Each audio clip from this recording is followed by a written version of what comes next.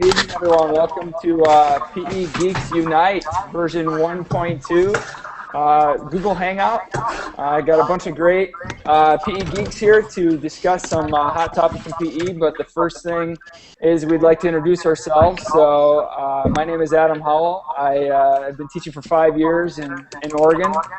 I teach at the middle level, grades 6 through 8, and my Twitter handle is the Dumb Jock Myth. So that's me. Who's next? Bryce. Okay, yeah. Hi, I'm Bryce Caselny. I'm teaching in Neepawa, Manitoba. I've been teaching for 8 years, and I'm teaching grade 10 right now, with a little bit of classroom mixed in. My Twitter is at Bryce Koss. Yeah, I'll jump in next. My name is Dan Myers. I teach at Innaborough School District, which is right outside of Philadelphia. I teach in the K-8 building, and this is my second year teaching. All right. I'm Matt Pomeroy. I teach 7th and 8th grade Phi Ed and health at Merton Intermediate School, which is kind of just between Madison and Milwaukee in Wisconsin. So this is my 9th year teaching there, and about 3 years now on Twitter, 3 of the best years of my life. So. I'm Blue Jay Bridge. I'm from Winnipeg, Manitoba. I'm just a couple hours away from Bryce. And I've been teaching for 12 years at Henry G. Izat Middle School. And yeah, it's very cool making this connection with you guys. All right, I guess I'm next. I'm Nick Endlick. I teach K-6 Health and Phys Ed in York, Pennsylvania. This is my 8th year in that spot. And again, going on what Matt had said, this is almost 2 years now that I've been on Twitter and definitely made some great connections and want to keep learning a lot. Alright, hi guys. I'm Nicole Myers, and I've only been teaching. I'm in my first year, so I'll be the rookie of the crew, listening a lot. So I would teach out in Wilmington, Delaware, at a 3 to 8 building. It's a charter school for learning disabilities, so I'm a little bit out of the gen ed population, but it's, you know, pretty neat building. Well, welcome one and all. It's good to do this. And as a side note, we got a lot of hockey fans in the house tonight, don't we? Yeah. Go Jets, go. Go Jets, go, yeah. It's not going so well tonight. I think it's 6-1 last time I checked in for the bad guys. Yeah, I think so. Philly lost too. Oh, there you go. So we're all No bueno. better for us to be here then. Taking a look at our agenda here, one of the things we did, you probably saw on the Twitter feed, that we posted out an agenda for people to identify topics they were interested in. So far and away, the most interested topic people wanted to talk about tonight was grading in PE. And so I think we're going to tackle this in several ways tonight, just to kind of get an idea of what everyone's philosophy is, what's best practice, what is, how can we make grading relevant, and then we'll kind of go from there. So I think what I'd like to do is just kind of throw it around the horn a little bit about what your philosophy in grading is and how you've kind of come to that, those ideas in the classroom with PE. So let's see, we'll just go left to right, so I'll throw out to Bryce. Start off with you. You're on the hot seat, bud. Oh, here we go.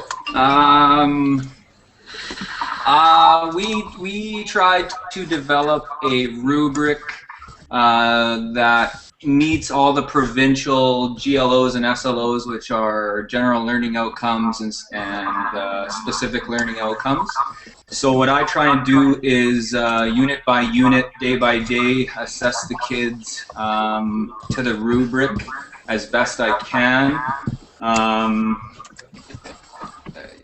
I try and use peer assessment, self-evaluations as well, which shows that the kids are gaining understanding of what they're doing and hopefully making some curriculum connections on their own. It's a work in progress for the last 8 years. When I started in Nipawin, there was 2 of us that were first-year teachers, so we've just been trying to do what we can to develop something that we think works for us and is meaningful. And you're at the you're at the high school level right now, or are you doing middle? High school, yeah. High school. High school, predominantly 9 to 12. This year, I'm just focusing on 10. And what are the requirements at your school for graduation for teachers? Just curious. They have to have a credit in grade 9 through 12 each year. Oh, that's great. That's more than what we had, I'll tell you that much. Yeah, and actually our school doubles the requirement in 9 and 10, so our kids get double phys ed in grades 9 and 10, and then they meet the provincial requirement in 11 and 12. Excellent. So, is there anyone else in the room that's high school? I'm pretty sure Bryce is the only one. I think the rest of us are middle level and elementary. Is that right? Mm-hmm. Yeah. So, what about you, Matt? I'll throw it to you. What do you have? You've been going for 8 years. What do you got going on in Wisconsin with grading? Well, we're pretty much a standards-based grading, school, so we follow Wisconsin state standards. But honestly, our daily grade is kind of focused mainly on effort. I mean, that's kind of one of the main things that we look at. We just push for, we want good effort. We want good effort. But our high school that our kids end up going to, so I'm 7-8. So the high school that they go to, they follow the core values. And so we kind of grade a daily basis on the core values, which is honesty and respect and communication, openness to diversity and work ethic. So that's a part of their daily grade, along with, we kind of push to change. And we do give daily points just to change, just to kind of have them prepared. But that's really our main focus, is just the core values, being prepared for class, being ready and putting forth good effort. And then, like I say, along with, then we kind of add our state standards to specific units or whatever it is that we're doing. Again, a lot of peer assessment, a lot of self-assessment. I'm not a big test guy. I mean, I kind of feel like with 39-minute classes, when you start giving out tests, it just takes a whole class period, and then it takes another whole class period to kind of cover it again. So I kind of shy away from some of those, and we focus on a little more of that in health class. But mainly Phy Ed is effort, effort, effort. Add a little bit of skills and a little bit of fitness. We kind of hit some of those fitness tests, so that's kind of our main deal. Yeah, that's sounds good. What about you? What about you, Blue? Going up there in Manitoba as well. What do you have going on? I know you've been going for 12 years at your middle school, right? Yeah, that's right. Yeah, that's the first school that I started at, so I've just been at this one school for my whole career. And you know what? Our testing is quite varied. Our assessment, we generally assess out of rubrics of 4. Where 1 out of 4 is a pass, 50 to 60% kind of a range. 2 is 60 to 75%, 3 is 70 to 80, 2, 3, 4 is some professional judgment there, and then a 4 shows a kind of a mastery level is the idea behind it. And so we do that out of 4 rubric for our curricular outcomes. All the assessments that we do are outcome-based, and we will do those. Those will all be teacher evaluations. We will do peer evaluations, but those will just be for learning, not towards someone's report card. Yeah. With the thinking and the idea being that if I am someone's peer, we're both in grade 7, grade 8, and if I'm peer evaluating the basketball shot and the beef technique, I don't yet have the ability, the training to, although I've done some of the lessons and I have some of the understanding to truly evaluate someone's basketball shooting technique to the point that that evaluation should be a part of their report card. So we'll do it as part of the learning, but it won't be a part of their reporting piece. We also, as Matt was talking about getting changed, we also encourage getting changed. It's not necessarily a requirement, but we will certainly obviously talk about personal hygiene and the reasons why you should be getting changed. And another thing I wanted to mention, Matt was speaking about writing tests and how that takes away from activity time, and that's a concern of ours as well. So we've begun to put our unit tests online using a website called testmoz.com. And actually, I just gave my kids our fitness theory test today, and then they have throughout the weekend, whenever they have an opportunity to do that test. So it's something they do outside of our class. The test is still there. The information remains on our Weebly, and that way we're not using up potential activity time to still get an evaluation done. Yeah, that sounds pretty comprehensive. I like, you mentioned dressing down, and I just, I borrowed something from you this week. My sixth graders, I put the first 4 who dressed down the quickest were able to choose the opening activity for our fitness activity of the day. So I saw that on your blog, and I was like, I got to take that. So that was good. That's right. That's my brand new teaching partner. She's actually just in her first year, but she brought that idea to our school, to our program, and I mean, it's fantastic for sure. It makes perfect sense. And it's funny how sometimes when you get someone with brand new, fresh blood to bring that kind of idea to you and go, yeah, I can't believe I never thought of that. But yeah, that's exactly what we should be doing. It makes perfect sense. True story. Absolutely. So I guess I'll speak next a little bit about what we do at our middle school, 6-8. I've had a love-hate relationship with grading for the past 5 years. So it's not. I've never really found the true way to make it relevant and meaningful yet. We do a daily point system. My teaching partner does. I've started to kind of move a little bit away from that. I've done kind of unit points. So they're getting a grade for the unit. And we do a lot of self-reflection, do a lot of peer evaluation, do a lot of goal setting. And then I tie that into some heart rate checks. We have heart rate monitors that we do for all our fitness assessments. So students, over the course of a unit, over 3 weeks, they'll get 2 heart rate checks during fitness activities, and we're looking for it above, 140 or above 150, whatever it is that day. If they're good to go, they're green, and they get their fitness credit for the unit. So I would be interested in kind of moving more towards standards-based, that kind of thing, and competency-based. I don't necessarily know how that looks in PE. I'm kind of struggling with that. I know we had a great discussion on Twitter a little bit today about effort and about is effort something that should be graded or not. I think it's really tough to objectify effort, and that's the problem. I struggle with my own perception driving my grading, so I try to be as objective as possible with whatever I'm trying to measure. So that's kind of where I've come from and where I'm going anyway. So for me anyway. So who else is middle school? Nicole, are you middle school or are you elementary?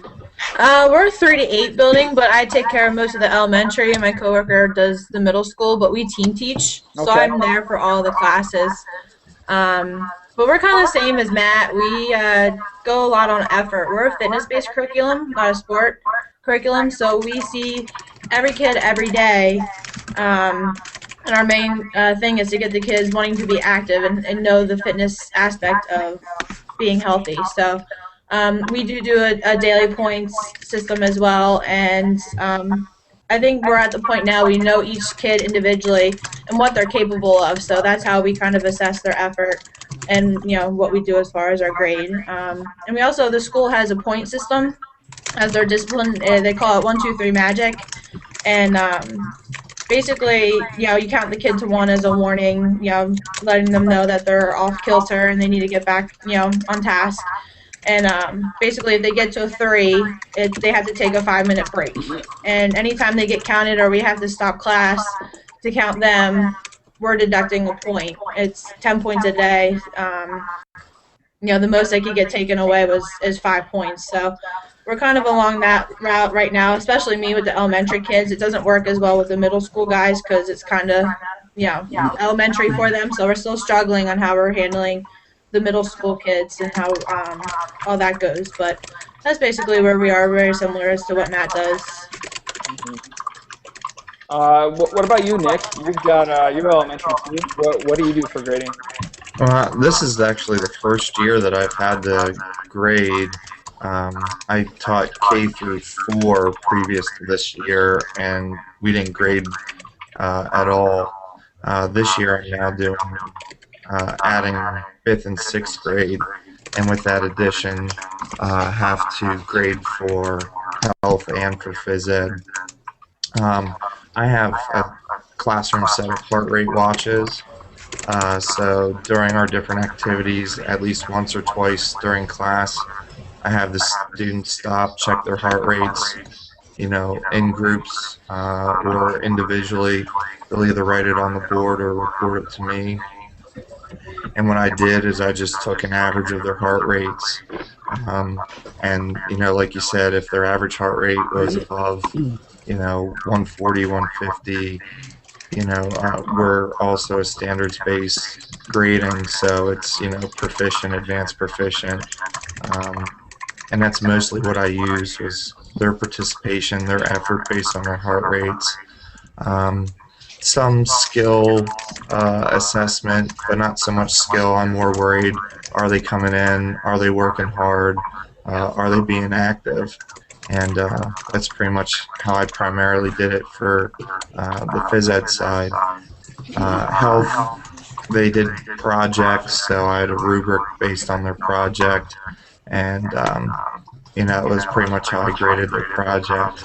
It was based on their, that rubric, and that was pretty much their marking period. Yeah, I think one of the common things that I'm hearing here, everyone's saying, is we're talking a lot about effort. We're talking about self-assessment, peer assessment, rubrics. So clearly, I think we've got a pretty good idea of what we've got for best practice going on here. Danny, what about you? What do you do in the classroom for grading? I'm middle school as well, mostly 6th grade and 8th grade. Basically, every kid starts with 100%, and my grade is based off of participation, sportsmanship, and preparation, making sure they're dressed. We don't have locker rooms at my school, so the kids basically all they have to do is wear sneakers. We do have a school uniform, so that takes care of the clothing that they wear. But basically sneakers, as long as they can remember to wear their sneakers, then they're good on that. I think most of us can speak to the biggest battle that I have, at least with the 8th grade, is attitude and trying to get them to buy in to participate. So if students lose points, 9 times out of 10 is for sportsmanship or participation based on their attitude. For standards, basically we do what everybody has already said. We basically have our units and then match our standards to each unit. And we teach the PA state standards. And is that what's you're teaching in Philadelphia, or are you in? Yeah, I'm Innisboro School District. I'm like 5 miles from Philadelphia. Okay. One book that I know came out recently, I think Joe Bailey mentioned it online. I found out about it through her, and I downloaded it on my Kindle. Was Meeting Physical Education Standards Through Meaningful Assessment. Research-based strategies for secondary teachers. So it's written by 2 teachers up in the state of Washington, and I've gotten through about half of it. I would suggest it to anyone who's interested in grading or assessment in PE. It's very much, they are unbelievably organized with assessing everything. I don't know if I agree fully with everything they're doing, but I think it's definitely a good discussion when it comes to best practice. Has anyone else read that book or heard of it? No. I've heard of it. I am going to get a link for you somewhere. I'm going to post it in the chat, so if you want to check it out, you can. One question I want to throw out to the group is the one that kind of sits with me always when I'm asking myself these questions about grading in PE is it possible to make grading relevant to the ultimate goal? Which, I mean, the ultimate goal that we all have is creating lifelong movers. So how the heck do we connect grading to that, or how do we make it relevant? I don't know who wants to take it, but I'll just throw it out there. Blue, you're the veteran.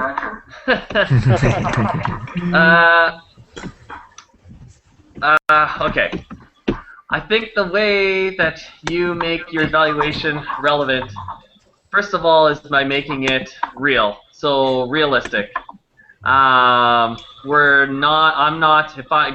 talking about basketball earlier. If we're talking about the beef technique of the basketball shot, although we talk about the techniques that would be used by an NBA player, when I am evaluating you, a grade 8 student, of course we want to see you at the ideal, but we have to keep in mind who you are, what your personal best is, and what your abilities are.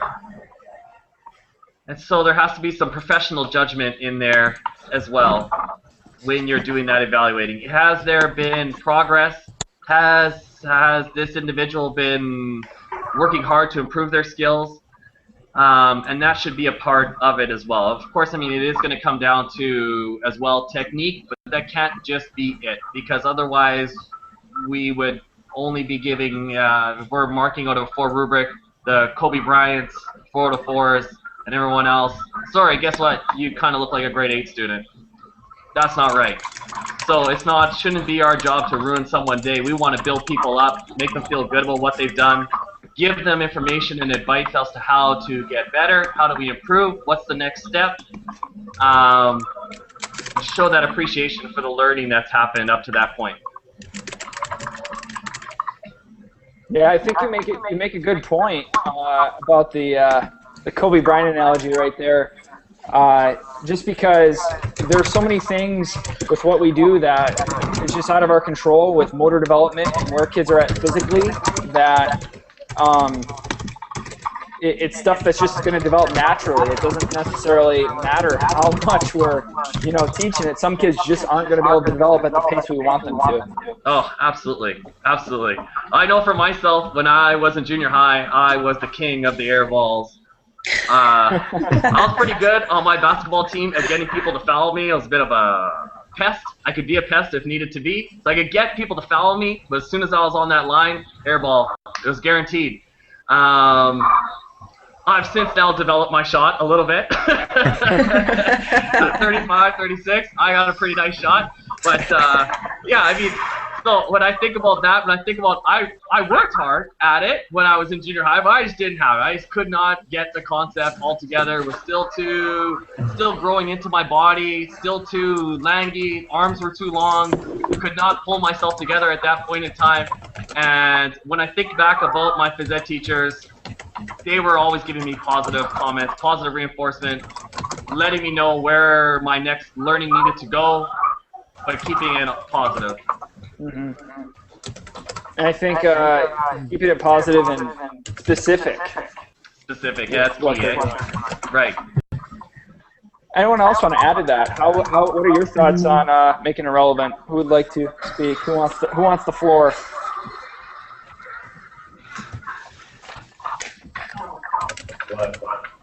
Like anyone Bueller?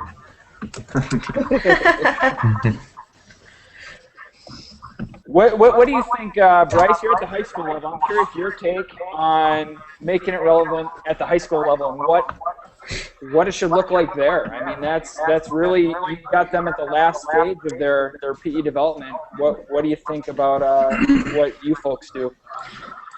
Yeah, I try and promote lifetime activities, lifelong type opportunities for the students to get involved in. And I'm really trying to focus on fitness, understanding fitness, various levels of fitness. Not that you have to be a 10-second 100-meter runner, but that you can get involved in all types of activities that require fitness and different levels of fitness. So I think our provincial curriculum is pretty good in the sense that it tells you what we're supposed to really be assessing and evaluating. And I think for me, it's just a big part of promoting activity, being positive, encouraging, providing opportunities for kids to do things that maybe they wouldn't do outside of school, expose them to things, and really encourage them to get involved in those things. For example, cross-country skiing right now, some of the kids, a lot of the kids don't have skis at home or the opportunity to go, so I give them that opportunity, encourage them to do their best, that they're not going to be an Olympian right off the bat, and for the most part, the kids love it. We have a lot of new kids in the community that haven't even seen snow, so this winter with minus 42 weather right now, and a lot of snow, they're having a blast, and a lot of it for them is making sure they have enough clothes on so they don't freeze out there. But like Blue said, it's a lot of positives, it's a lot of encouragement, and for me, I think if I model the behavior I'm after, it goes a long way. Yeah. I think one of the things you mentioned there that really stood out to me, and I think it leads into one of the topics that people wanted to discuss, was connecting PE to the local community. And you mentioned it with your cross-country skiing. Who else connects to their local community? Because I think that is kind of a missing link with PE as far as making it relevant, is connecting it to what your community does to be active. Does anyone have anything unique that they do in their program that they're connecting to their community? I can speak to that to start, just to let everybody think. We do a pile of stuff within the community and that's available in our community.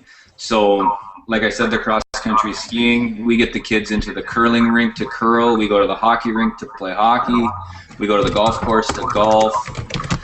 We'll do cross-country running. I'll let the kids, even at the high school level, go for bike rides and try and promote even just going for bike rides as a group. And I think when you do those things, the community sees you, the kids in the community see you, the little kids see you, and it's just a promotion of activity. We play tennis, we broom ball, we do anything and everything we can do at the school and in the community. I love that.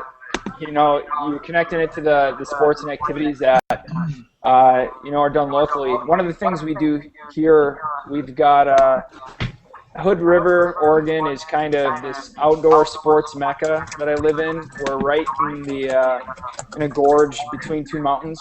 So windsurfing is like a really big deal here. And so our 8th graders go windsurfing every year. We partner with one of the windsurfing schools. Skiing and snowboarding is big here. We're working on, we haven't taken our kids there yet, but we're working on bringing that back to the program. We take them swimming. We partner with our Hood River Aquatic Center for swimming lessons. And there are things that, like, I don't necessarily teach, but we work with outside groups that we take them to, and then they teach them there. So the windsurfing is totally rad. It's cool seeing kids get up on a board and a sail and try to navigate on the Columbia River. So it's fun. Well, we brought in yoga. We did a little bit of jazzercise. You know, some taekwondo and like some bigger events where we've needed quite a few people. We do definitely struggle getting people into our school, and that's a big focus, and I know I've seen some of you guys do some of that stuff, and it's definitely something I want to do a little more of. Sometimes I think our schedule drives it, where I have class from 8:40 in the morning until 4 o'clock in the afternoon. If I can't offer it to everyone, is that fair? Those kind of things. So Bryce, I guess I'd like to know a little bit more too about maybe how you guys get involved in all that. Because the other part of it is too, I would love to go to our high school because we've got the Mullet Center, which is our ice rink. And then we've got a swimming pool there that we could use. There's just lots of different things we could do. But in 39-minute classes, with other teachers not being that excited to maybe let them go from their class, so we can get to, an hour and 10 minutes, whatever. So I guess I kind of struggle with that, but I'd love to do it a whole lot more. So if anyone else has had, I guess, good ideas that have worked. I know. Go ahead, Danny. The last school that I was at before I started at Innoboro, they had block scheduling, so there were 80-minute periods, and the kids only had 4 periods a day. But it was a lot more conducive to taking the kids to do things that they wouldn't normally do. For example, the middle schoolers went up to the high school and kayaked in the pool. The high school students went to the bowling alley and went bowling. In my current situation, I'm kind of the same situation as Matt. I only see the kids for 30 minutes or 45 minutes if it's middle school, so you can't really take them anywhere. One thing that you can do to help get homeroom teachers on board with, is it okay if I take your kids for half a day or whatever the case is? Probably the number one thing is to involve them as well. To say, we're going to bring all the grade 8s, so I'm going to need more than just myself because we're taking 2, 3 buses, whatever. We're going to need further eyes to be helping me. But even more important than that is connecting it to curriculum that they already have ongoing. So if they have something going on in social studies, even though you're bringing a physical aspect to it, where you're going might have an historical importance to something that's happening in their social studies unit that they can speak about, and that can help a lot with getting their enthusiasm for, yeah, we should definitely get there for the day. They can plan events around their social studies piece. Maybe they can do some creative writing while you have a group that has an activity going on at that particular place. And maybe then the kids can rotate between you, and then all of a sudden now you have this outdoor classroom that's completely off-site, not even in your school grounds. If that's somewhere else in the city, some historical site, can be quite interesting as well. Has anyone else tried that? That's a good idea. Has anyone else done that? I definitely try to talk to teachers about different topics or different things that they're doing in their class to try and incorporate it, whether it's with kindergarten and different ending sounds of words and incorporating that into an activity, or math activities that they're doing, trying to incorporate those topics into things that I'm doing. Our problem is that our schedules, even for the teachers, are so crammed and tight. Yeah. Even if they wanted to, they wouldn't be allowed to let their kids go because of speech and intervention and computer time and all this other stuff that they have to get in. Even if they wanted to, I don't think they would be allowed to do it, and it's a shame. Yeah. That's one of those things for sure where you have to do. There's a lot of forward thinking, and it can't just be from you. It's got to be with those homeroom teachers as well. But how do we approach the administration with the understanding of, if we're going to go to whatever site for 3 hours, how we're still going to get our language arts involved, how mathematics is going to be involved, how social studies is going to be involved, how obviously of course phys ed is going to be a part of that time.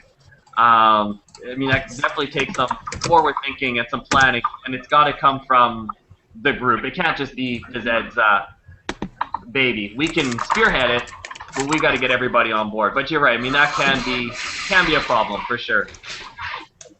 Yeah, I think one of the things, it's really what it comes down to is almost educational reform in a way.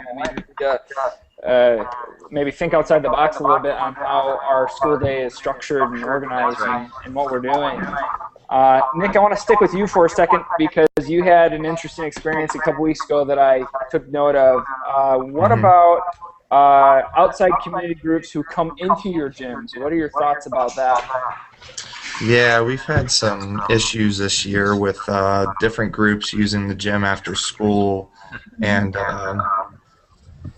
you know, leaving messes or taking stuff that I had put up or written up and erasing it or taking it down and things of that nature. We actually had to have a sit down with the group, kind of go through and discuss. The superintendent, school board member, you know, a whole bunch of people were there. I just don't think that they understood that it was my classroom first and their space that they were allowed to come in and use.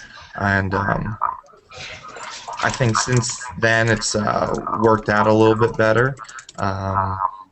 But we still have a couple of weeks. I think they go through the end of February, beginning of March.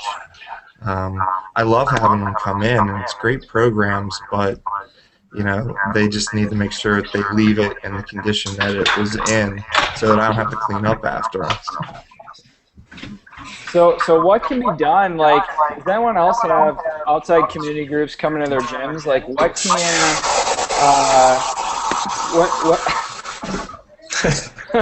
sorry, live television, everything can happen. Like, who has community groups come in, and it's like, and how do you best partner with those? Because I feel like outreach with community groups would be a fantastic way to make connections in the community, and even if it's something, it could lead to something like a, you know, parent-kid, you know, activity night where you have people coming in, families coming into your gyms, and you know, you're kind of showcasing what you do in your classes. I don't know, I'm just kind of spitballing here, but what does anyone else have community groups coming into their gyms? Yeah, let me touch on a couple of things. Sure. The first thing, I have the same problem as Nick. We have the youth clubs come in to use the gym for basketball, and they leave it a mess. They leave stuff all out on the stage, and we've actually had a problem with people getting into our equipment closet and equipment being left out, and they shouldn't even be using it. On that sense, basically, what I had to do was go through the custodial staff. Basically, somebody should be watching them while they're in there. We had our gym floors refinished over the summer, and about 2 weeks into school, there was tire marks all over the gym floor. And here it was on camera that it was one of the Boy Scouts pushing a stroller in the gym with the locks on. So luckily we were able to get the marks off the floor, and we knew who did it, so we had to talk to the outside community group and basically tell them to wash their kids. On another sense, one thing that I like to do is just pop in and watch my kids play. So at Prospect Park, a lot of my 6th graders will tell me, hey, Mr. Myers, I have a game tonight, or you know, I'm playing on Monday, come out and watch me. And sometimes when the parents see that you're at the game and that you're also an employee of the district, then they're going to take better care of your building. Yeah, I think, Danny, I think it's a problem. I mean, we have that same kind of problem too with community groups coming in and just they don't leave the space the way you would like it to. But I feel like the community groups is just a missing link, because at the end of the day, I feel like we all kind of have the same goals, but there's just a disconnect there that I can't seem to bridge. But I think that's that could be a missing link right there as far as having good outreach into your community. I guess the one question I want to ask right now then is what do you do in your building to build community? I know, Matt, you did didn't you do some kind of amazing race with in your building, or how did that work? We attempted to do an amazing race like in the fall, and it just ended up being too rainy and cold, and we didn't get a chance to do that. But we are going to do an amazing race for the kids in the spring now. Are you thinking like staff-wise? Is that what you're talking about? It could be staff-wise. It could be like something that you know, brings in the whole, you know, like a whole grade level, like Blue had mentioned, and collaborating with other teachers in your own building. Some type of thematic thing, I'm not sure. I mean, is there anyone who's done something like that in their building to kind of help build community or advocate for your program? At my last school, they had what was called a community day. It was on a Saturday, and we partnered with the YMCA. The YMCA hosted a run, a 5K, and the finish line was up at the high school. And then inside the high school, they had Red Cross, the hospital sent people there to do presentations, take blood pressure, that type of stuff. Then the phys ed department had games set up and different type of activities for the community members to play. Cool. Yeah, we tried to do that a few years ago and have a parent wellness night. We had a nutritionist come in and a whole bunch of different stations set up. And at the time, we had a school of about 500 kids. And the principal and a whole bunch of other teachers were involved with it. And we had one family show up. Oh. So it was like, yeah, big time disaster. So we did try it a few years ago, and I think from then the administration and other people just kind of were like, well, we tried it and it didn't work. So we have stuff through our PTO. So like, they run programs and do different things. They have once a month they have family nights, and sometimes it'll be physical activities. We have a jump rope assembly coming up, and that presenter is also going to stay that night and do a family night. So they do some things, and I try to encourage them to keep doing more activities, and the turnouts are really good for it. So I keep pushing that. Yeah, we've always had a jump rope for heart. I think we're up to like 19 years in a row now. So we bring that in. That's a massive, kind of a one-day event. We always do hoops for heart too for the American Heart Association, and that's kind of like a big 3-hour deal. Usually a couple days. So one for like 7th and 8th grade, one for 6th grade. I guess we're working on trying to get like a parent-kid night too, and I know there's a few people on Twitter that have done that. But just inviting parents and kids to come in to either play, have a hockey night or have a badminton night, or whether it be just a dodgeball night or whatever, but just kind of bring them in. We had one of those nights set up, and then it conflicted with about 2 different things, and now we haven't gone back to setting it back up. That's definitely another thing we're looking for. We've kind of done like a Get Fit for Life Day, which is pretty neat, where we've had, basically the whole day was kind of moving through stations, different classrooms. I think this was a K-8 too. So we just had different presenters in a lot of different rooms where they were teaching health and fitness kind of things, and that was a neat way to kind of incorporate the whole community and the school community in a physical fitness way. So, just curious, I want to throw it out there. What is your your building climate towards PE and your administration's attitudes towards PE? Is it relatively positive, or does anyone have any administrators that are kind of negative towards PE, or what's that climate kind of like in your building? I'll jump in and start. It's been a while since I talked. We see every kid every day, so we have huge support from our administration.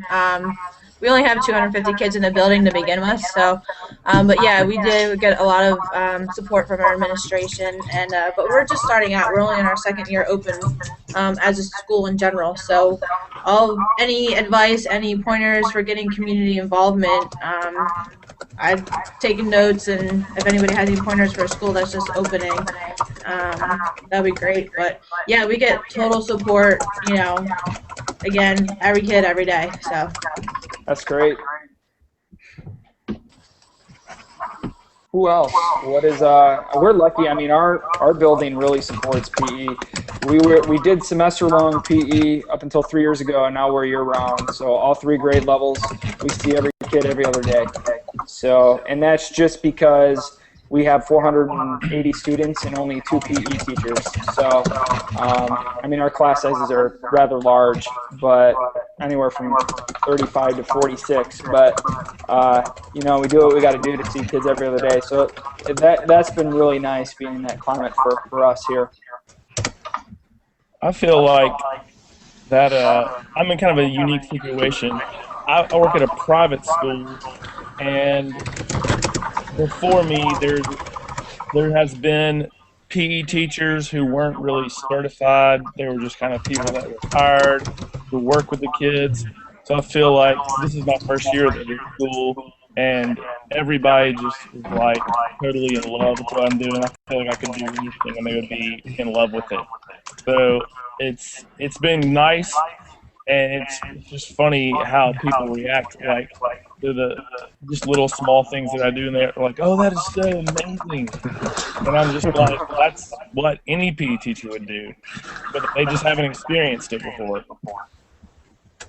And by the way, before we go on, quick introduction. That's Peter Gamble, right? Am I right? That is right. Welcome, Peter, to the PE Geeks Unite.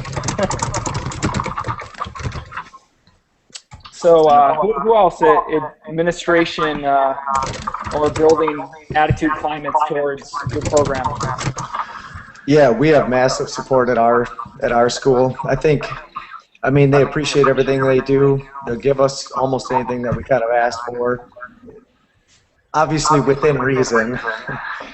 But you know, I mean, the schedule still drives what happens, and you know, math is important and Spanish is important and kind of all those other things, and so we're not going to drive the whole middle school schedule, but we've got a lot of support by our administrator, and I think it shows every day. It's great to have.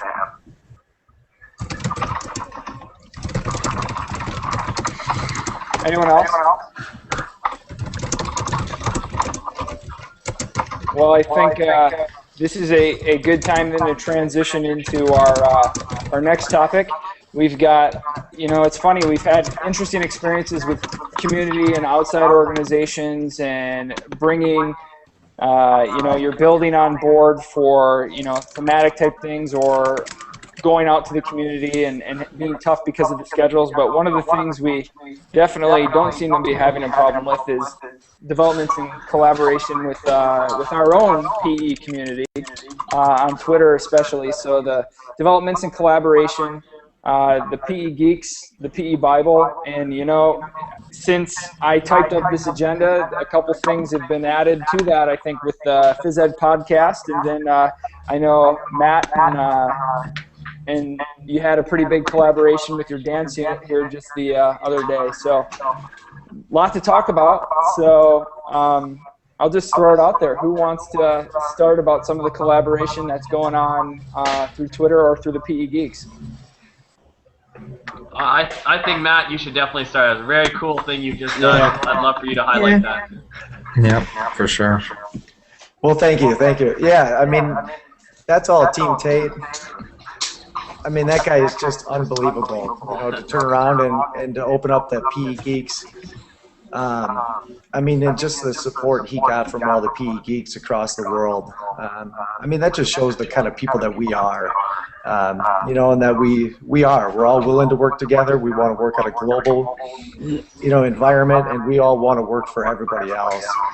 So, you know, I just kind of started this So You Think You Could Dance, and it was something that Joey Faith had done, and I just kind of picked it up, and I just kind of put it out there on Twitter just to see what would happen. And as most things usually do on Twitter, it kind of gained some steam, and, you know, it gets some people interested in it.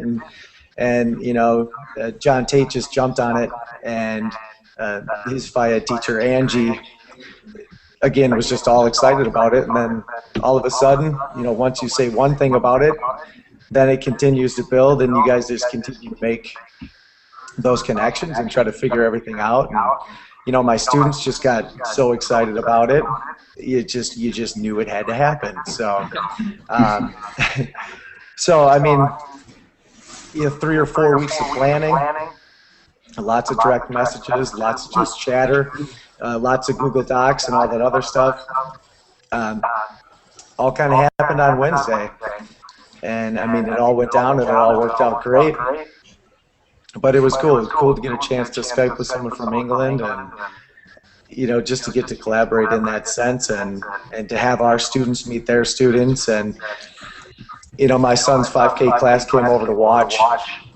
And it was kind of one of the only classes that were invited. But they ended up writing a little letter to all the dancers. And it was very cool just because I could take a picture of that letter. I sent it off to John Tate. The next day that morning, he had it printed off, he had it handed to his dancers, and they were taking pictures of it with their phone because they were so proud of what they had accomplished. So, I mean, just the fact that you can do anything on a global aspect like that. And honestly, the opportunities are endless when you think of what you can do with what you can share nowadays. So like I said, I was involved in a dance unit and you know, just kind of threw an idea out there, and you get the bright minds that can piece it all together, like John, and I just kind of rolled with all the punches. So it was great. But like I say, that's what that PEP community is all about, and truly been an amazing piece. So when can we watch the video? That's what I want to know. When's the YouTube uploaded? Well, to be honest, I've just downloaded it onto my computer, and I just need to upload it. But he's got a bunch of stuff on the PE Geeks webpage. Okay. So there's some really neat videos from his end of their students participating, and then our students on the projector screen right behind them watching, and then a few of the pictures of their students sitting right in front of the projection screen and with our dancers kind of dancing. So I'll post the link up there right now. Okay. Sounds good. Yeah, it was lots of fun. So what is how many of you had the chance to listen to Joey and Nathan's Phys Ed podcast? Yeah. But so I mean, that was something you know, just came across it yesterday. I think it's I thought it was a great idea. I really like some of the things they talked about, and I hope they continue to do that, because that's something I think that should be a part of everyone's kind of toolkit. Easy to download, easy to listen to. I just want to know when Joey sleeps. That's a good question. That's gonna have to go in the minutes. We'll have to pull him in as a special guest and quiz him on that.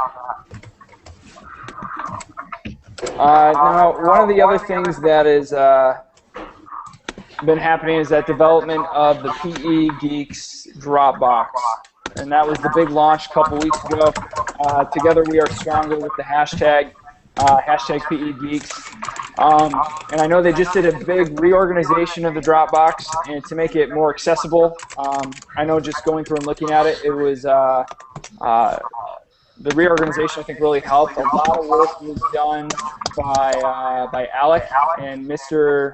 B, PE teacher, I think is his handle. I can't remember it off the top of my head.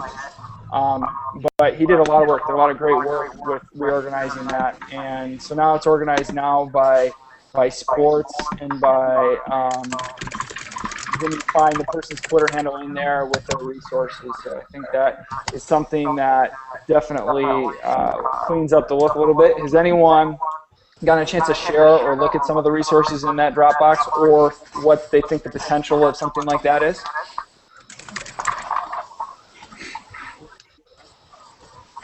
Cricket, cricket.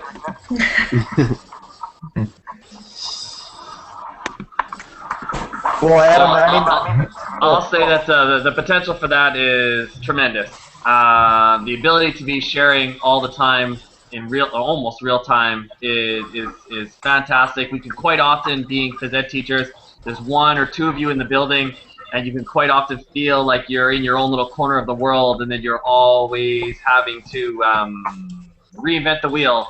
And so the ability to look through that Dropbox and see if information's there that could potentially already be relevant to what it is you're about to do. Maybe you use it directly.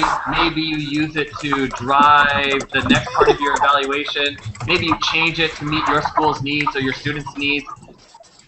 But to be able to repost that, share what it is that you're doing, is kind of like having, kind of like team teaching all the time.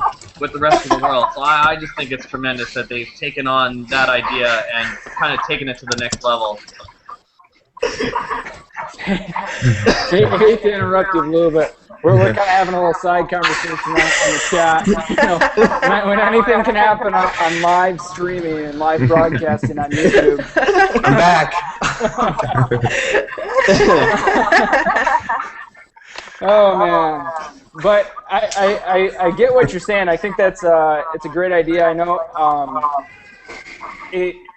the thing that was making it a little difficult for me was I didn't know all the resources on there. There were like 150 people, and I hadn't connected with everyone on there. So it's much easier for me to go through now that I can look at particular units, or it'd be even better if it was like by grade level, and then finding the people that I already know or who I'm at least familiar with. I know one of the things Matt and I have been doing recently is we've shared a couple Evernote notebooks for kind of just sharing our lesson plans and our resources for badminton. And so we just have a couple shared notebooks, and that's in our Evernote account. And you know, we're able to view it, able to edit it. And I think I shared with them a couple other folders of like some PE articles and things like that that I think it would be nice to have that sharing capability. Yeah. Is anyone else? What have you done as far as sharing, or are there any other tools out there to help share that you're excited about? You know, I guess I just want to add in on that. Just the fact that, you know, when we're both in the same unit and doing it at the same time, I mean, that was what was cool, and that was what was impressive, to see your scope and sequence, you know, to see your schema work, and just kind of the way that you went through and taught it, and the way that I went through and taught it, and, you know, just seeing what works for you guys and what works for us, and, you know, just kind of getting that idea. So it's nice to be in the same unit and just kind of know what's going on. You know, it was good that way, because I know I stole like 2 activities that you did in your units that I didn't even think about. This one serving game, and then your teacher hacked a blind mitten. I mean, I took it and used it the next day. So I mean, that was pretty cool.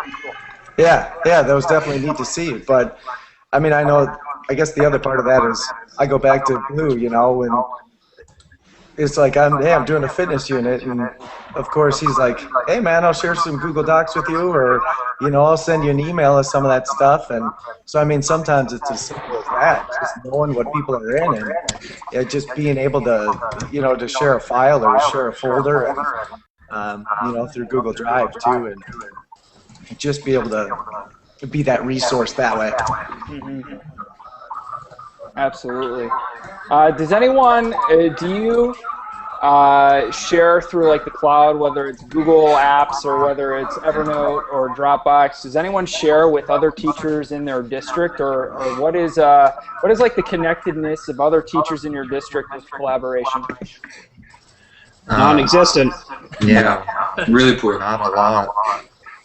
You know, Adam, we actually just made a Google Plus community through our school Google webpage.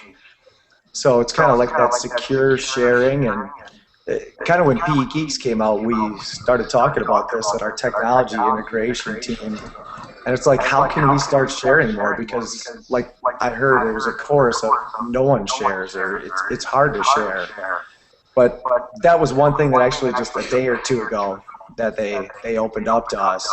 And it's just opened up to about 15 or 16 people right now. But I hope there's a good possibility. For sure.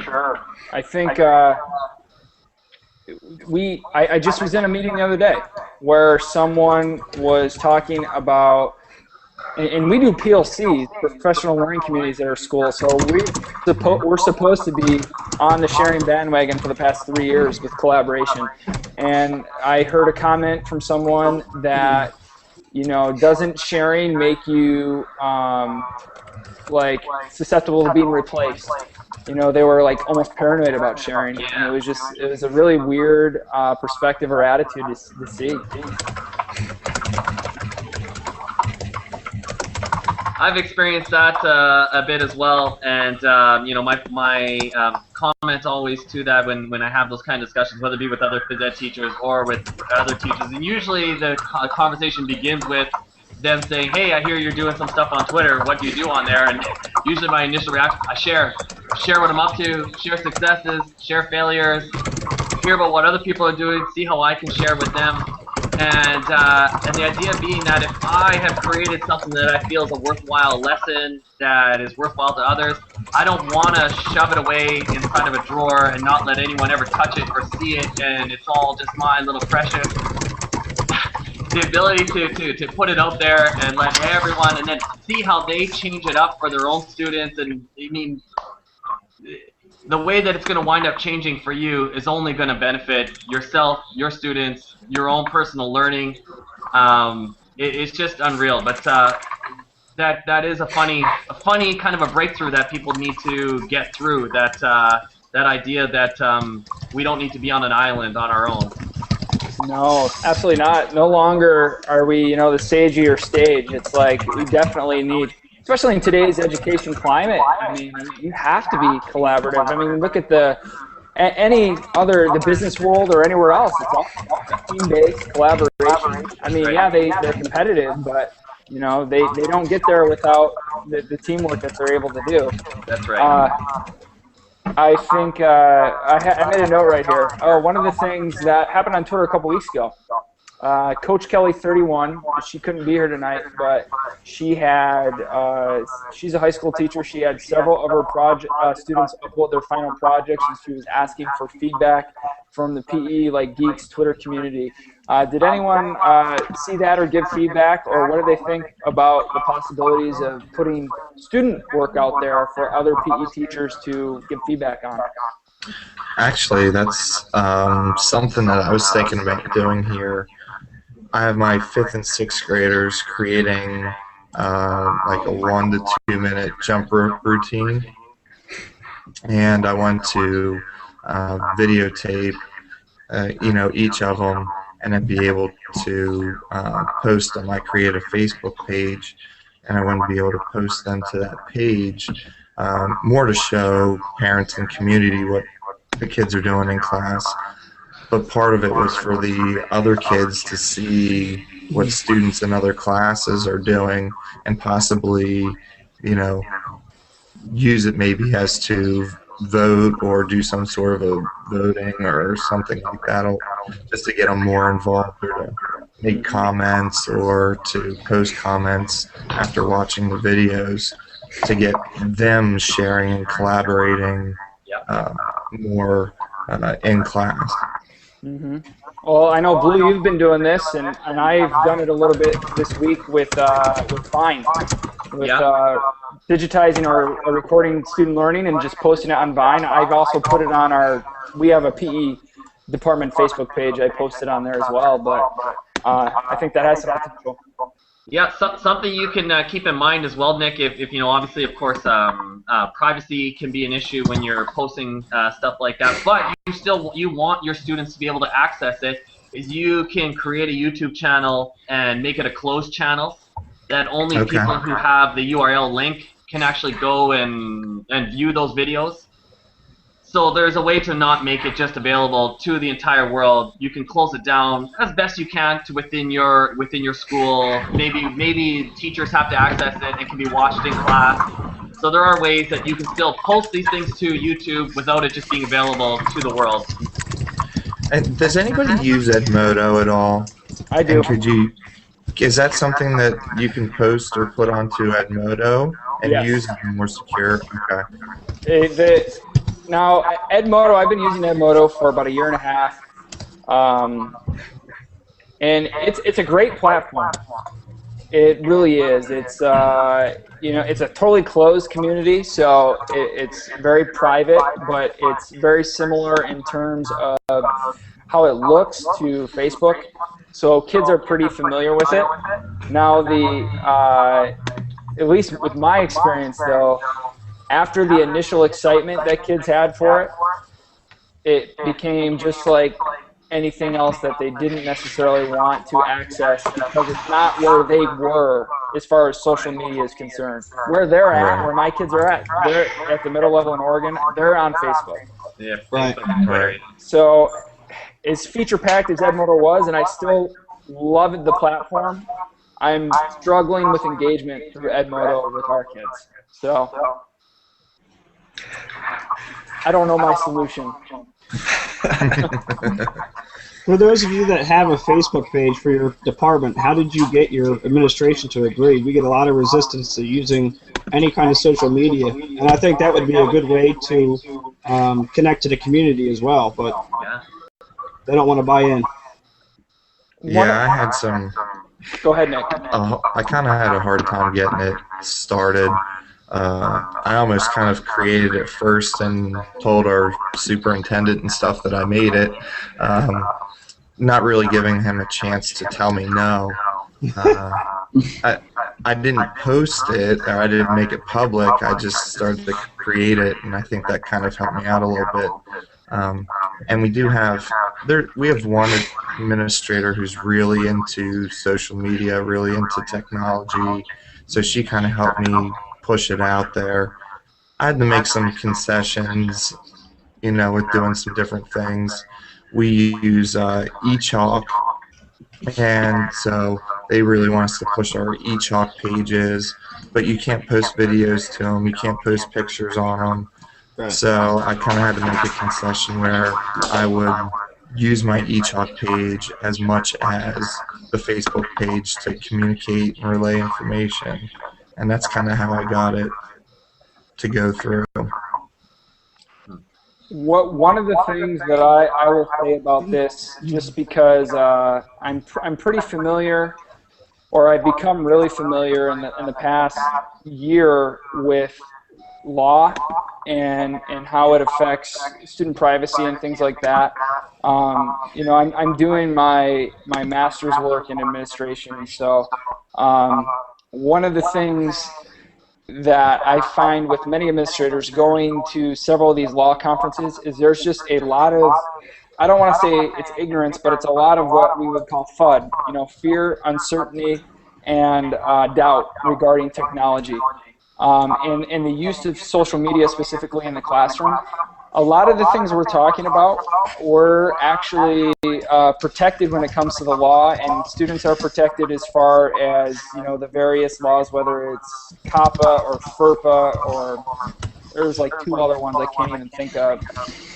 As far as student privacy is concerned, because a lot of it's considered registry info if it's not like a head-on close-up shot of a student individually. Like if you're showing a whole group of students, or it's students from the side or the back, even if it's video, for the most part, at least in the U.S., that's protected. You can post that on those social network channels. At least you can in our state. I would get a little familiar with what your laws say, and talk to your administrators about that. I think that helps.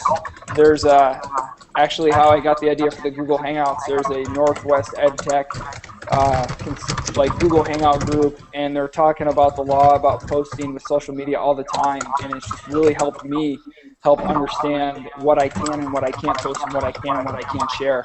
So that's been helpful.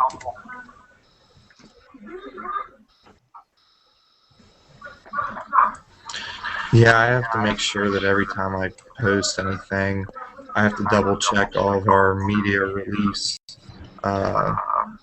for each class. So parents at the beginning of the year have to sign a form saying whether their kids' pictures can be posted or taken. So I have to go through every picture, every video, double check it before I can post it. Yeah, we have that too. Fortunately for us, we actually don't have anyone who's on that list right now, so that makes my job a little easier. But yeah, we've got about 3 out of 1,000 too, so it's like you're pretty well clear. Mm-hmm. Is anyone else sharing on on Facebook or any other apps? I came across an app last night I was pretty curious about, called Magisto. I don't know if anyone's heard of it. Oh yeah. Kind of similar to Vine, but it's longer video, and it seems to be limited by a certain amount of uploads you can have, but it processes it for you and puts some music to it, like a soundtrack to it, and it seems like it's a pretty cool tool, or can be anyway. I've actually used it for my kids. like my personal kids. So I just videotaping them, and yeah, it's quite simple. You can import a couple different videos, and then it just kind of it is for you. And like you say, it just kind of throws in whatever music you want to choose, and basically just makes it a nice little video. It's pretty slick, but you're right. There was, after so many of them, or if it's so long, I think you had to end up paying for it, or you could post it but not save it. So Sneaky tricks. there's a few little sneaky tricks, but I've never had to pay for anything. So, but I haven't used it that much either. But yeah, definitely a cool way to share. If you're taking videos of quite a few things, and you want to make a little montage or whatever. Well, I came across on my blog read yesterday, some person made a post about having a class historian. And that can change whoever it is on the day or the unit, but that person's the one in charge of digitally capturing all your stuff. And so then the students are creating it instead of you, because right now I'm doing the Vine stuff, but I'm kind of tempted to hand off the device to my kids to have them do the Vine of the day or whatever. It's impressive what I think his username is P Educator. I think his name is Ben Leonard. He's got, he's got a lot of non-participants doing a lot of stuff, and it seems like he uses, I think it's Sketch, the Comic Life, Poster, all of those, and it is a really good idea. I mean, just having kids continue to create content, that you can use in your classroom, that whether they're non-participants because of injuries or dress or clothes or whatever. But yeah, just to get them involved that way and be a part of it too. And tie that into what we mentioned at the very start about the concern about losing activity time. I mean, how does that affect activity time with kids, or what? Or how do you do some of those cool digital tools or use them and maximize your activity time at the same time? I guess that's the question I have.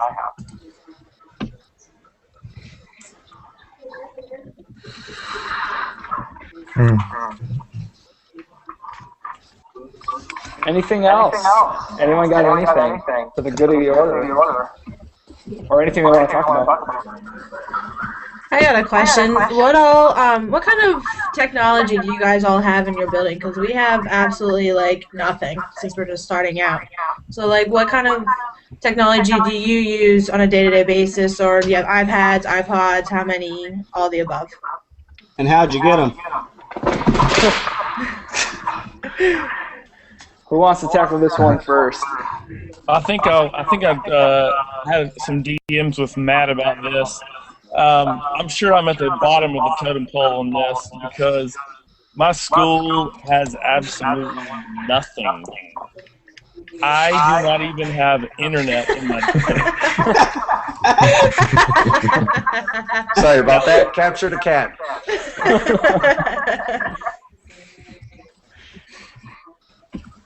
Yeah, I mean, we're the same way because we just probably within the last month or two developed a computer lab for the entire building, not even just for us. So we're in the same boat as you. We don't have any technology access whatsoever. Nick, what about you? I know you've got quite a bit going on where you're at. Yeah, 2 years ago I wrote a grant and I got 30 heart rate watches, and I currently have 3 Xbox Kinect systems that I use as well, especially for kids who might have a broken arm. I can use it almost as an adaptive phys ed tool where they might not be able to jump rope or play basketball, but they can use the Kinect for different activities. Use it as a choice day activity on certain days, so that's kind of neat. Our building just got a classroom set of iPod Touches, and I volunteered to figure out how to use them for the building. So for the rest of this year, that's kind of one of the things that I'm going to start working on. It took 6 months for them to become operational because our tech department's a little slow. And then actually just a week or two ago, through Donors Choose, I got a project funded to get 4 Apple TVs. Okay. So I should be getting those in the next couple of weeks to go with iPod Touches. And then I have my own personal iPad that I use. Did you have to special request the Apple TVs on Donors Choose? Yeah, when I went in to create my project, it was the first one I created, and I didn't know exactly how it would work. But they have their select vendors and catalogs that you can go through, and Best Buy Business was one of them. And the Apple TVs were right in there, and at $100 a piece, I figured it wouldn't be too bad. I was lucky enough to have a lot of my personal family donate most of the money for the projects. I think I got my whole project funded in 2 days. Wow. That's great. The first week, Donors Choose matches dollar for dollar any donation. So I really only had to raise half the money, which was about $275. I did get a little bit of help from our PTO. I think they donated like $75 as well. So I had some good support. So I'm really excited to get used to using them. I don't want to. Go for it. He's up. I don't want to derail the conversation here, but speaking of Donors Choose, when I accepted the job that I'm in, and I walked in and saw what the equipment was there, the principal looked at me and was like, "Is this a deal breaker?" And so is there anything similar to Donors Choose because I know Donors Choose doesn't work with private schools. Is there anything similar to Donors Choose that private schools can use? If you might have any ideas about that? That's a good question. I'm not familiar with anything off the top of my head. What about Reddit? I think Reddit had some things for donations to schools. I don't know if it was public or private, but they did something in August. I don't know exactly what it was. You could create a project though and see if it was like a matching deal. Yeah, I'm not sure of any either. Does Donors Choose do charter schools, or is it just public schools? It's a good question. I don't know. It's something I know when they walk you through, when you sign up for it, a teacher account, they'll walk you through to see if you're eligible. Gotcha. So they ask you all sorts of questions. I actually, go ahead, Nick. I was trying to think if you have to be like like a charitable organization or like a 503B or whatever that is. Like there's certain criteria that they have just to make sure it's not for like a personal use or different things like that. But I'm not sure exactly what criteria they look at. Okay. Yeah, I actually just got a project funded through Donors Choose. The first one I did is for 10 Google Chromebooks. Donors Choose ran a special back in December. They partnered with Google, and it was so popular within the first like 24 hours, they ran out and they had to close it off, but it was Google Chromebooks for $99. So, which is like $150 cheaper than what they typically are. So I was able to start a project for 10. Donors Choose matched dollar for dollar for the first week. I had a lot of family donations. I was hitting up family left and right. So, but it was good. And we just got it. And I helped a little bit too. And I funded.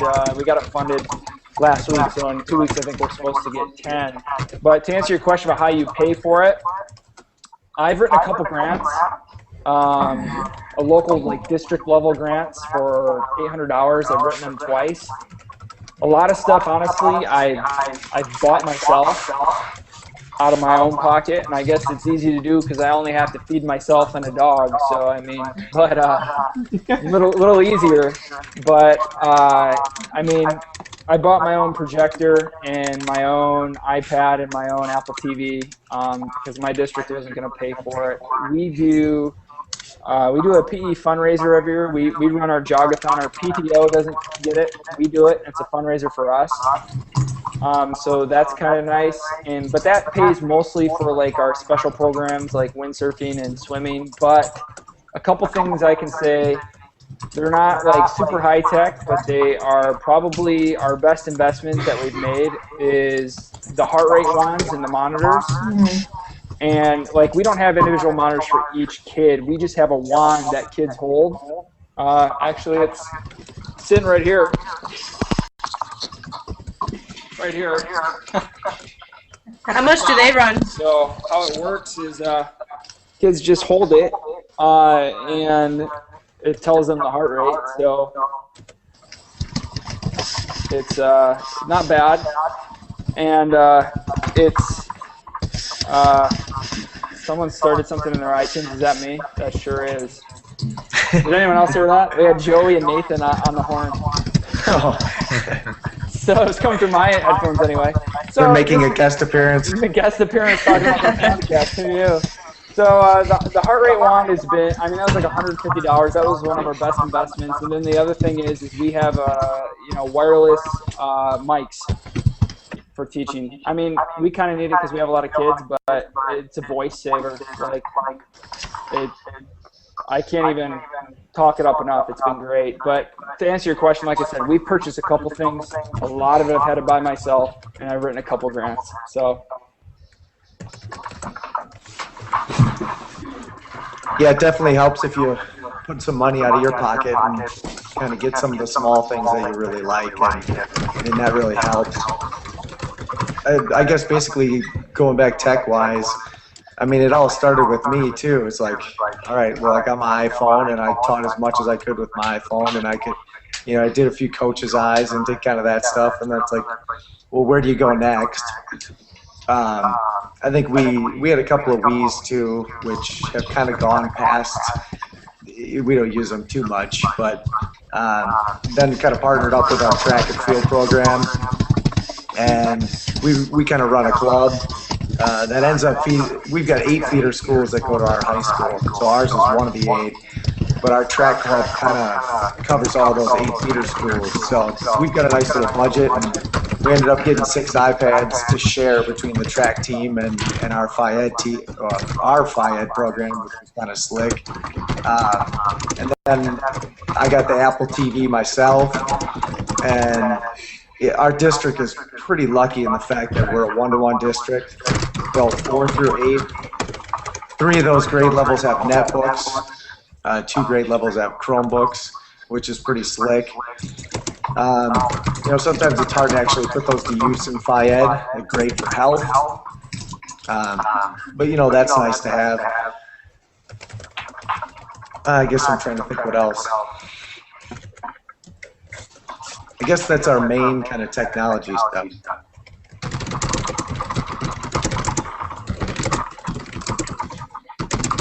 What about you, Blue? What do you have with technology in your classroom? I know I've seen some clips on Vine of your kids with laptops. What do you got going on there? Yeah, we recently have partnered with Dell, and so we were using Dell Streaks a few years ago, but those they just didn't really work well. They weren't really well done. But they did kind of come back to the table after we went to them, I guess, essentially, and said that this piece of technology is not what it should be. So they came with us, and now we have a bunch of netbooks through them. And they're terrific because they're small, they're sturdy, they have some kind of crazy skin on the outside that makes them a little stickier and a little harder, and so they can they're a little more rough and tumble for being in a middle school, which is terrific. We use one in the gym as well that we use to show YouTube videos up on our projection screen, and we also use it as our scoreboard. So we have a scoreboard application piece inside of there, and then that goes up on our big projection screen in our gym. And so we don't use a regular standard scoreboard anymore. So that's been terrific, having that in the gym itself when they're coming in for assemblies, to be able to just, if someone has something that needs to be shown, to not have to bring in the LCD projector and all that sort of stuff, to have it attached, have it be a part of our gym already. As long as they come in with their information on a little, flash drive or thumb drive, and they can just pop it right into our YouTube or right into our laptop rather, and be up and going right away. We have a phys ed iPad, and we did have a phys ed iPod, but it got jacked one day. So I mean, hey, that's part of the process, unfortunately. But so these things do happen. Letting kids bring in their own technology has probably been one of the most positive things that's happened. Is to not try and fight that fight of, I don't want to see your phone, I don't want to see your iPod, put it away, da da da. That stuff's there. It's reality. It's how do we use that stuff effectively? How do we use it for learning, not just for nonsense garbage stuff? There'll be time for that. Having fun on there is okay. I don't have no problem with people playing a little Temple Run once in a while.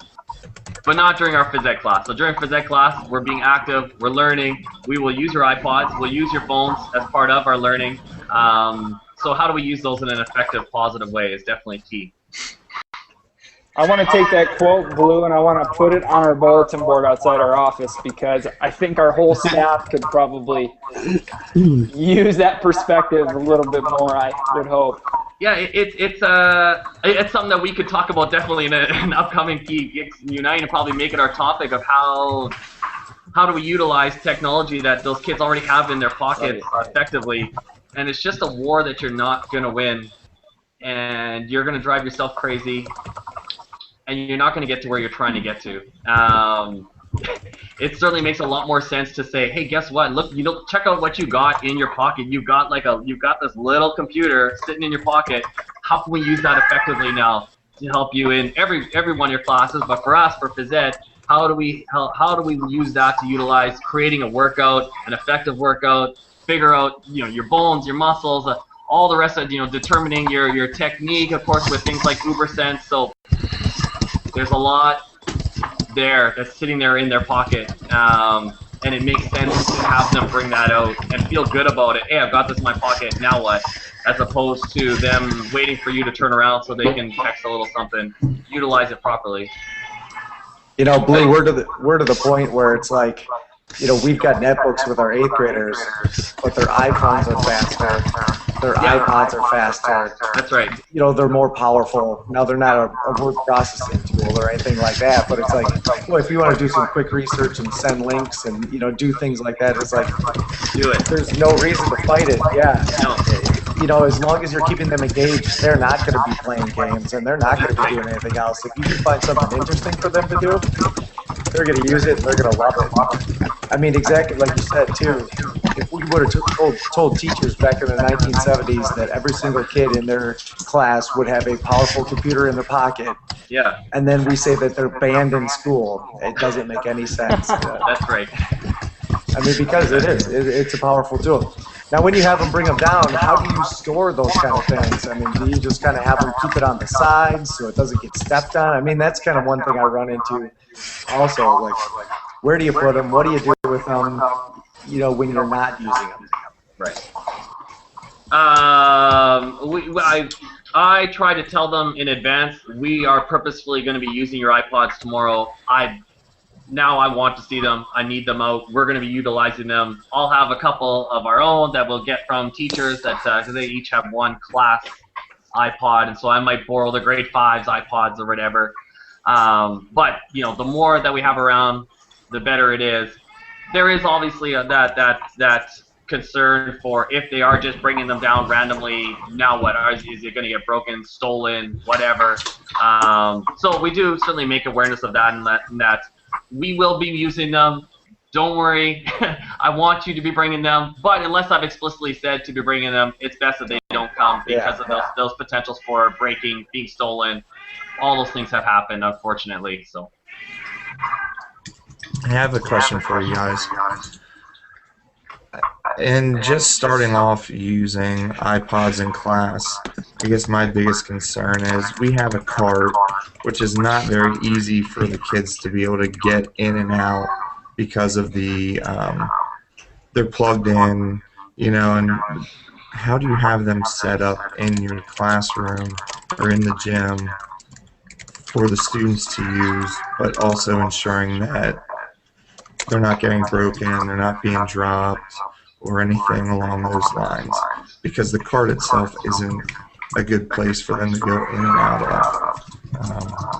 So any thoughts or ideas on how I could set them up within the gym? Do you have them in hard cases? That's the first thing I would think of, is case them up. They just ordered cases yesterday. So not yet, but they will.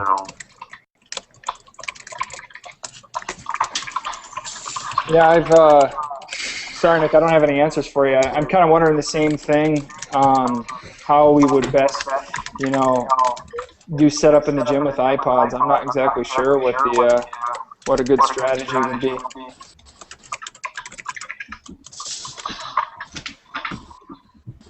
Yeah, I mean, my biggest concern is making sure they're in a safe place. The kids aren't running around with them.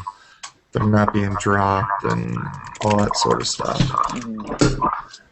Nick, we've been using them quite a bit, and I've not had that problem of them being dropped. iPods or iPads, the kids seem to respect them a lot, other than the one that got jacked. Yeah, I've not had. I know that's a natural concern that, hey, these things are gonna get broken, they're gonna get stolen. We did have one stolen, but more so, that they're gonna get dropped, and I've just not had that problem. One of the beauties of the iPod specifically, is their size, in that they can be slipped right into a pocket. That can be one of the downfalls. They can be taken easy enough.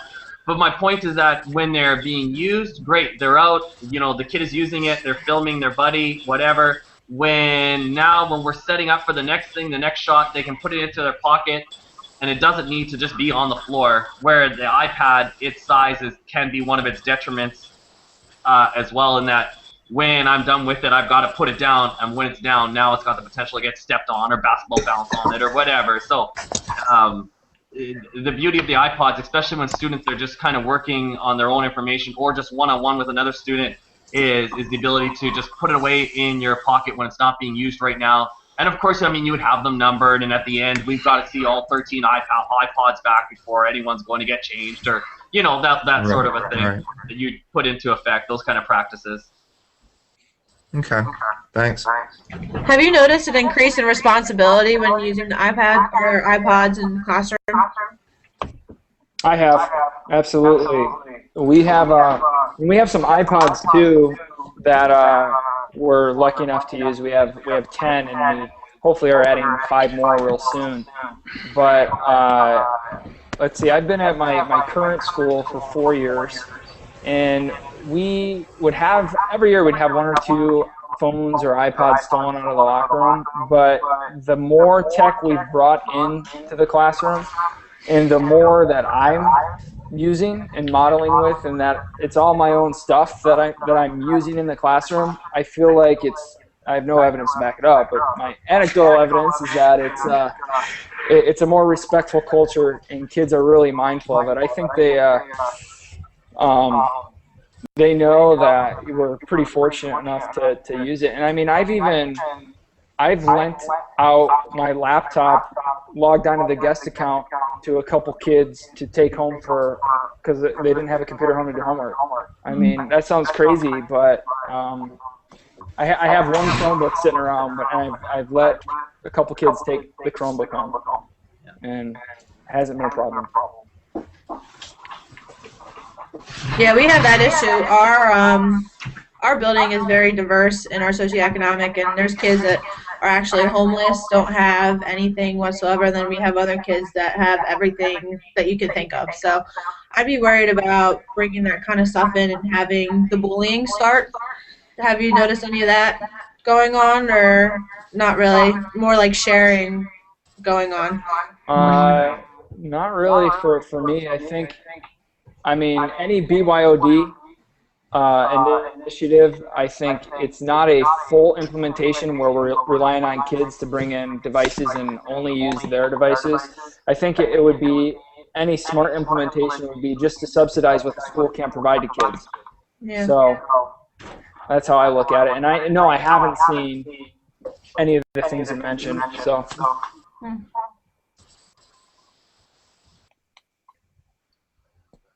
What else? What do we got? What about you, Bryce? What do you have going on with technology? We are probably lacking a little bit. The kids all have stuff, so I try and do the BYOD, like Blue said, bring your stuff. We're going to try this or do that. But I like the kids moving. I like the kids doing stuff. And I think sometimes at our school they need a break from the technology. So we sometimes don't use it a whole lot. I let them keep it in their lockers or in the change rooms, and we're active, we're exercising, and we're not worrying too much about the technology.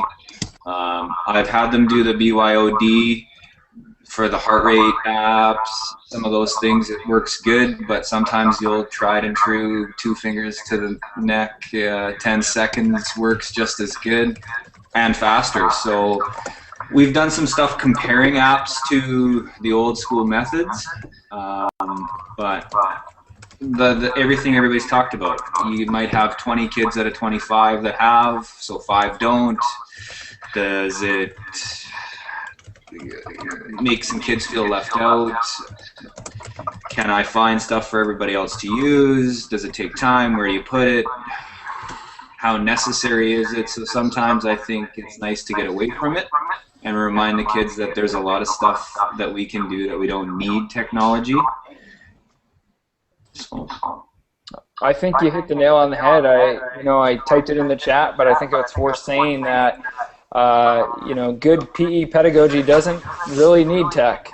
We like to use it. Obviously, our kids like it, but we can be good teachers and we don't even need to use it if we're, our practices are solid. So. Yeah, like we just got school-wide Wi-Fi yesterday. Yes. Celebrate that. Wow. Yeah, it was a big day. I'm right there with it. We don't even have it yet. Yeah, that's one of the nice deals with us is, we have school-wide Wi-Fi, and we've probably got about a mile and a quarter around our school, that kind of encompasses it. And Wi-Fi reaches almost all the corners of it, which is really slick when you're geocaching, orienteering, for our P Amazing Race and those kind of things too. So when you have that Wi-Fi access everywhere, especially for BYOD, is great. Yeah, we still have dead spots with ours. Okay. But again, too, Bryce, I think I'm kind of right with you. It's like, boy, sometimes it's tougher, it's trickier to kind of include that technology. You feel like it takes a little bit longer. And then you kind of say, well, was it worth it, too? Yeah, absolutely.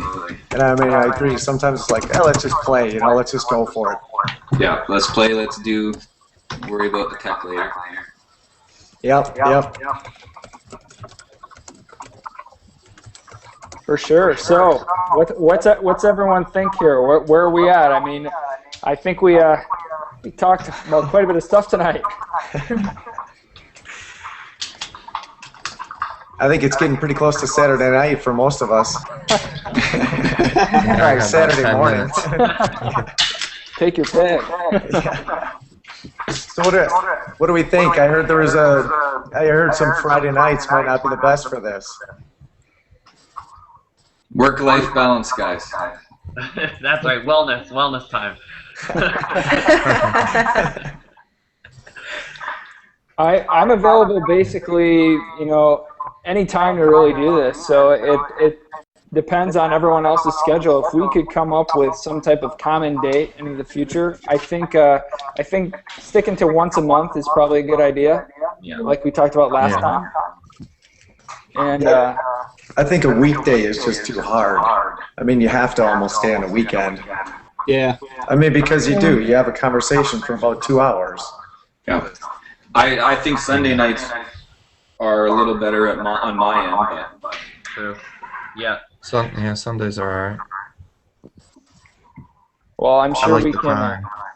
The time works good for me. I'm sure we can probably organize it through Twitter or Yeah. put someone in charge each month and let them pick the date or whatever.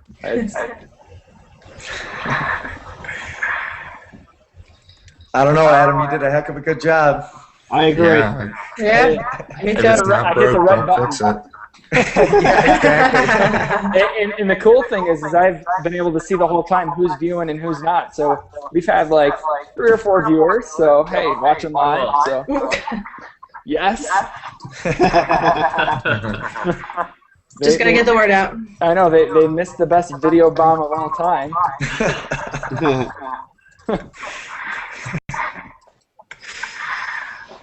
So anyhow, I think we can probably choose to end there.